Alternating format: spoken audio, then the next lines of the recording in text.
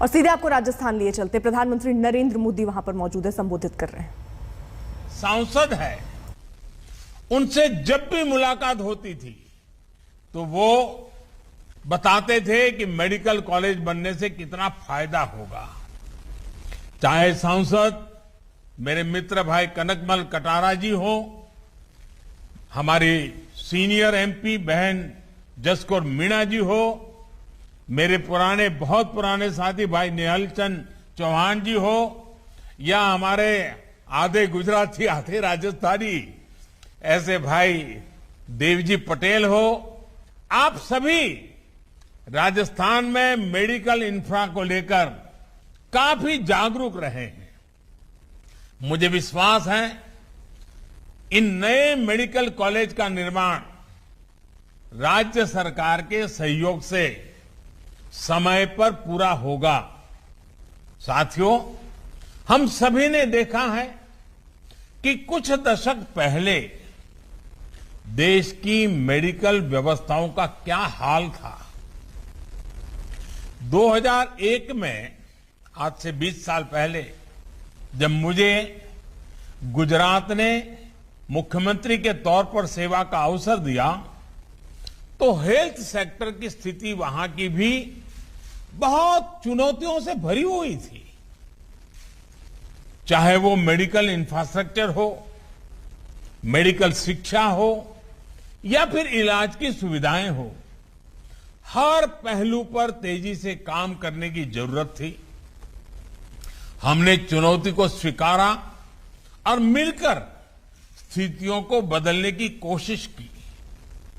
गुजरात में उस समय मुख्यमंत्री अमृतम योजना के तहत गरीब परिवारों को 2 लाख रुपए तक के मुफ्त इलाज की सुविधा शुरू की गई थी। गर्भवती महिलाओं को अस्पतालों में डिलीवरी के लिए चिरंजीवी योजना के तहत प्रोत्साहित किया गया, जिससे माताओं और बच्चों का जीवन बचाने में बहुत अधिक सफलता मिली। मेडिकल शिक्षा के मामले में भी बीते 2 दशकों के अथक प्रयासों से गुजरात ने मेडिकल सीटों में लगभग 6 गुना वृद्धि दर्ज की है। साथियों, मुख्यमंत्री के रूप में देश के हेल्थ सेक्टर की जो कमियां मुझे अनुभव होती थी, बीते 6-7 सालों से उनको दूर करने की निरंतर कोशिश की जा रही है। और हम सबको मालूम है, हमारा संविधान के तहत जो फेडरल स्ट्रक्चर की व्यवस्था है, उसमें हेल्थ ये राज्य का विषय है, राज्य की जिम्मेवारी है। लेकिन मैं राज्य का मुख्यमंत्री रहा लंबे समय तक, तो क्या कठिनाइयां हैं वो मुझे मालूम थी। तो मैंने भारत सरकार में आकर के, भले दायित्व राज्य का हो तो भी उसमें बहुत सारे काम करने चाहिए भारत सरकार ने, और उस दिशा में हमने प्रयास शुरू किया। हमारे यहां एक बड़ी समस्या ये थी कि देश का हेल्थ सिस्टम बहुत ही अधिक टुकड़ों में बटा हुआ था। अलग अलग राज्यों के मेडिकल सिस्टम में राष्ट्रीय स्तर पर कनेक्टिविटी और कलेक्टिव अप्रोच का अभाव था। भारत जैसे देश में जहां बेहतर स्वास्थ्य सुविधाएं राज्य की राजधानियां या कुछ मेट्रो सिटी तक ही सीमित थी, जहां गरीब परिवार रोजगार के लिए एक राज्य से दूसरे राज्य जाते हैं, वहां राज्य की सीमाओं तक सिमटी स्वास्थ्य योजनाओं से बहुत लाभ नहीं हो पा रहा था। इसी प्रकार प्राइमरी हेल्थ केयर और बड़े अस्पतालों में भी एक बहुत बड़ा गैप नजर आता था। हमारी पारंपरिक चिकित्सा पद्धति और आधुनिक चिकित्सा पद्धति के बीच भी तालमेल की कमी थी। गवर्नेंस की इन कमियों को दूर किया जाना बहुत जरूरी था। देश के स्वास्थ्य सेक्टर को ट्रांसफॉर्म करने के लिए हमने एक राष्ट्रीय अप्रोच, एक नई राष्ट्रीय स्वास्थ्य नीति पर काम किया। स्वच्छ भारत अभियान से लेकर आयुष्मान भारत और अब आयुष्मान भारत डिजिटल मिशन तक ऐसे अनेक प्रयास इसी का हिस्सा है। आयुष्मान भारत योजना से ही अभी तक राजस्थान के लगभग 3.5 लाख लोगों का मुफ्त इलाज हो चुका है। गांव देहात में स्वास्थ्य सुविधाओं को मजबूत करने वाले लगभग 2,500 हेल्थ एंड वेलनेस सेंटर आज राजस्थान में काम करना शुरू कर चुके हैं। सरकार का जोर प्रिवेंटिव हेल्थ केयर पर भी है। हमने नया आयुष मंत्रालय तो बनाया ही है, आयुर्वेद और योग को भी निरंतर बढ़ावा दे रहे हैं। भाई और बहनों, एक और बड़ी समस्या मेडिकल इंफ्रास्ट्रक्चर के निर्माण की धीमी गति की भी रही है।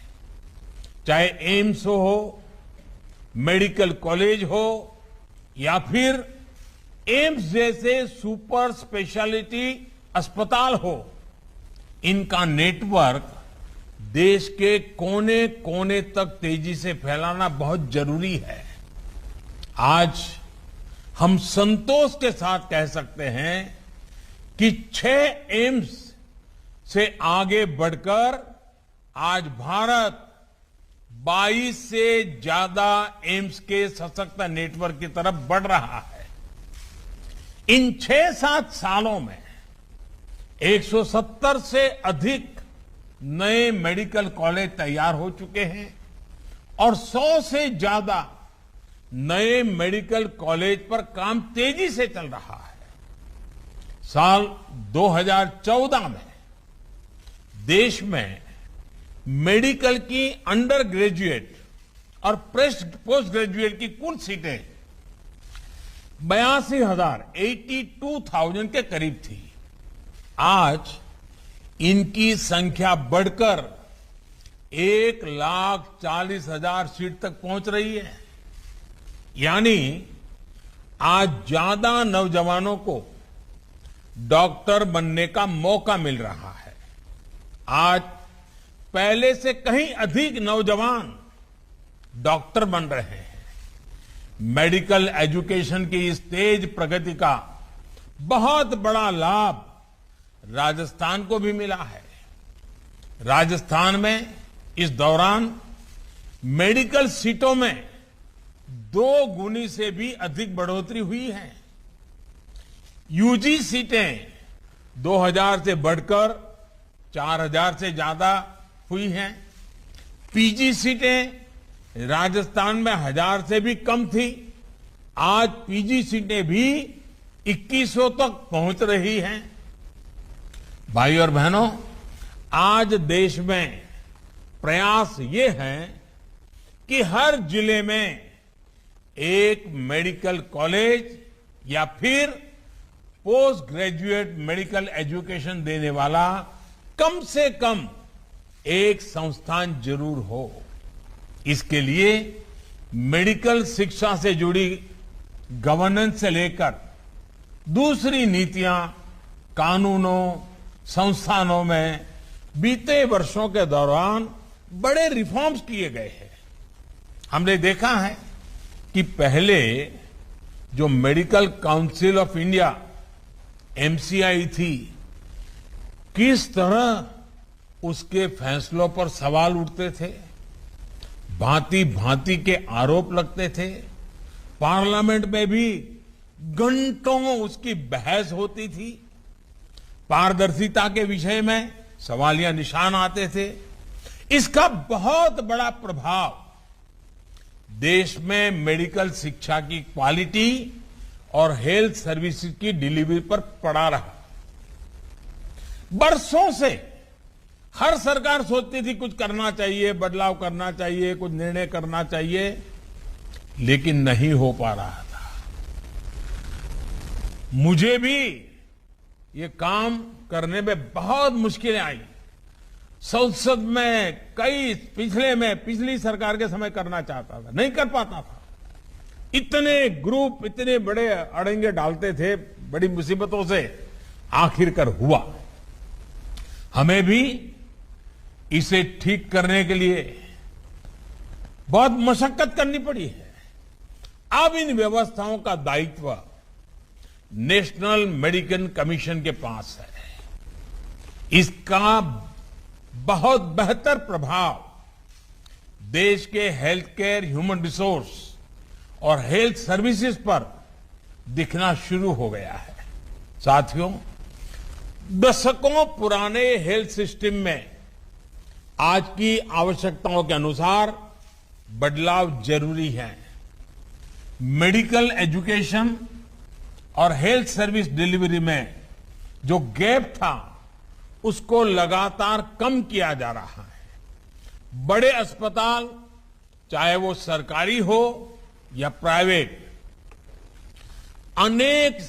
उनके संसाधनों का नए डॉक्टर, नए पैरामेडिक तैयार करने में ज्यादा से ज्यादा उपयोग हो, इस पर सरकार का बहुत जोर है। 3-4 दिन पहले शुरू हुआ आयुष्मान भारत डिजिटल मिशन देश के कोने कोने तक स्वास्थ्य सेवाओं को पहुंचाने में बहुत मदद करेगा। अच्छे अस्पताल, टेस्टिंग लैब्स, फार्मेसी, डॉक्टरों से अपॉइंटमेंट, सभी एक क्लिक पर होगा। इससे मरीजों को अपना हेल्थ रिकॉर्ड संभाल कर रखने की भी एक सुविधा मिल जाएगी। भाइयों और बहनों, स्वास्थ्य सेवा से जुड़ी स्किल मैन पावर का सीधा असर प्रभावी स्वास्थ्य सेवाओं पर होता है। इसे हमने इस कोरोना काल में और ज्यादा महसूस किया है। केंद्र सरकार के सबको वैक्सीन, मुफ्त वैक्सीन अभियान की सफलता इसी का प्रतिबिंब है। आज भारत में कोरोना वैक्सीन की 88 करोड़ से अधिक डोज लग चुकी है। राजस्थान में भी 5 करोड़ से अधिक वैक्सीन डोज लग चुकी है। हजारों सेंटर्स पर हमारे डॉक्टर्स, नर्सेज, मेडिकल स्टाफ लगातार वैक्सीनेशन करने में जुटे हैं। मेडिकल क्षेत्र में देश का ये सामर्थ्य हमें और बढ़ाना है। गांव और गरीब परिवारों से आने वाले युवाओं के लिए सिर्फ अंग्रेजी भाषा में मेडिकल और टेक्निकल एजुकेशन की पढ़ाई एक और बाधा रही है। अब नई राष्ट्रीय शिक्षा नीति के तहत हिंदी और दूसरी भारतीय भाषाओं में मेडिकल की पढ़ाई का भी मार्ग बना है। राजस्थान के गांव की गरीब परिवार की माताओं ने अपनी संतानों के लिए जो सपने देखे हैं, वो अब और आसानी से पूरे होंगे। गरीब का बेटा भी, गरीब की बेटी भी, जिसको अंग्रेजी स्कूल में पढ़ने का मौका नहीं मिला है, वो भी अब डॉक्टर बनकर के मानवता की सेवा करेगी। आवश्यक ये भी है कि मेडिकल शिक्षा से जुड़े अवसर समाज के हर हिस्से, हर वर्ग को समान रूप से मिले। मेडिकल शिक्षा में ओबीसी और आर्थिक रूप से कमजोर सामान्य वर्ग के युवाओं को आरक्षण देने के पीछे भी यही भावना है। साथियों, आजादी के इस अमृत काल में उच्च स्तर का कौशल न सिर्फ भारत की ताकत बढ़ाएगा, बल्कि आत्मनिर्भर भारत के संकल्प को सिद्ध करने में भी बड़ी भूमिका निभाएगा। सबसे तेजी से विकसित हो रहे उद्योगों में से एक पेट्रोकेमिकल इंडस्ट्री के लिए स्किल मैन पावर आज की आवश्यकता है। राजस्थान का नया इंस्टीट्यूट ऑफ पेट्रोकेमिकल टेक्नोलॉजी इस क्षेत्र में हर साल सैकड़ों युवाओं को नई संभावनाओं से जोड़ेगा। पेट्रोकेमिकल्स का उपयोग आजकल एग्रीकल्चर, हेल्थ केयर और ऑटोमोबाइल इंडस्ट्री से लेकर जीवन के अनेक हिस्सों में बढ़ रहा है। इसलिए स्किल युवाओं के लिए आने वाले वर्षों में रोजगार के अनेक अवसर बनने वाले हैं। साथियों, आज जब हम इस पेट्रोकेमिकल संस्थान का उद्घाटन कर रहे हैं तो मुझे 13-14 साल पहले के वो दिन भी याद आ रहे हैं जब गुजरात के मुख्यमंत्री के रूप में गुजरात में हमने पेट्रोलियम यूनिवर्सिटी के आइडिया पर काम शुरू किया था। तब कुछ लोग इस आइडिया पर हंसते थे कि आखिर इस यूनिवर्सिटी की जरूरत क्या है, यह क्या कर पाएगी, इसमें पढ़ने के लिए छात्र छात्राएं कहां से आएंगे। लेकिन हमने इस आइडिया को ड्रॉप नहीं किया।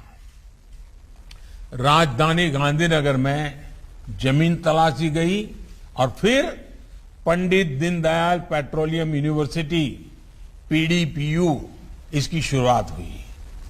बहुत ही कम समय में PDPU ने दिखा दिया है कि उसका सामर्थ्य क्या है। पूरे देश के विद्यार्थियों में वहां पढ़ने की होड़ लग गई। अब इस यूनिवर्सिटी के विजन का और विस्तार हो चुका है। अब ये Pandit Deendayal energy university PDEU के रूप में जानी जाती है। इसी तरह के संस्थान अब भारत के युवाओं को क्लीन एनर्जी के लिए, इनोवेटिव सॉल्यूशंस के लिए आविष्कार का मार्ग दिखा रहे हैं, उनकी एक्सपर्टीज बढ़ा रहे हैं। साथियों, बाड़मेर में राजस्थान रिफाइनरी प्रोजेक्ट पर भी तेजी से काम जारी है। इस प्रोजेक्ट पर 70,000 करोड़ रुपए से ज्यादा का निवेश किया जा रहा है। इंस्टीट्यूट ऑफ पेट्रोकेमिकल टेक्नोलॉजी से पढ़कर निकलने वाले प्रोफेशनल्स के लिए ये प्रोजेक्ट बहुत से नए मौके बनाएगा। राजस्थान में जो सिटी गैस डिस्ट्रीब्यूशन का काम हो रहा है, उसमें भी युवाओं के लिए बहुत संभावनाएं हैं। 2014 तक राजस्थान के सिर्फ एक शहर में सिटी गैस डिस्ट्रीब्यूशन की मंजूरी थी। आज राजस्थान के 17 जिले सिटी गैस डिस्ट्रीब्यूशन नेटवर्क के लिए अधिकृत किए जा चुके हैं। आने वाले वर्षों में राज्य के हर जिले में पाइप से गैस पहुंचाने का नेटवर्क होगा। भाइयों और बहनों, राजस्थान का एक बड़ा हिस्सा रेगिस्तानी तो है ही, सीमावर्ती भी है। कठिन भौगोलिक परिस्थितियों के कारण हमारी माताएं बहनें बहुत सी चुनौतियों का सामना करती रही है। अनेक वर्षों तक मैं राजस्थान के दूर दराज के क्षेत्रों में आता जाता रहा। मैंने देखा है कि शौचालय, बिजली और गैस कनेक्शन के अभाव में माताओं बहनों को कितनी मुश्किलें आती थी। आज गरीब से गरीब के घर शौचालय, बिजली और गैस का कनेक्शन पहुंचने से जीवन बहुत आसान हुआ है। पीने का पानी तो राजस्थान में एक प्रकार से आए दिन माताओं बहनों के धैर्य की परीक्षा लेता है। आज जल जीवन मिशन के तहत राजस्थान के 21 लाख से अधिक परिवारों को पाइप से पानी पहुंचना शुरू हुआ है। हर घर जल अभियान राजस्थान की माताओं, बहनों, बेटियों के पैरों में जो सालों साल छाले पड़ते हैं, उन पर मरहम लगाने का एक छोटा पर ईमानदार प्रयास है। साथियों, राजस्थान का विकास भारत के विकास को भी गति देता है। जब राजस्थान के लोगों को गरीब की, मध्यम वर्ग की सहूलियत बढ़ती है, उनकी ईज ऑफ लिविंग बढ़ती है, तो मुझे भी संतोष होता है। बीते 6-7 वर्षों में केंद्र की आवास योजनाओं के माध्यम से राजस्थान में गरीबों के लिए 13 लाख से अधिक पक्के घर बनाए गए हैं। पीएम किसान सम्मान निधि के तहत राजस्थान के 74 लाख से ज्यादा किसान परिवारों के बैंक खाते में लगभग 11,000 करोड़ रुपए सीधे किसान के खाते में ट्रांसफर हुए हैं।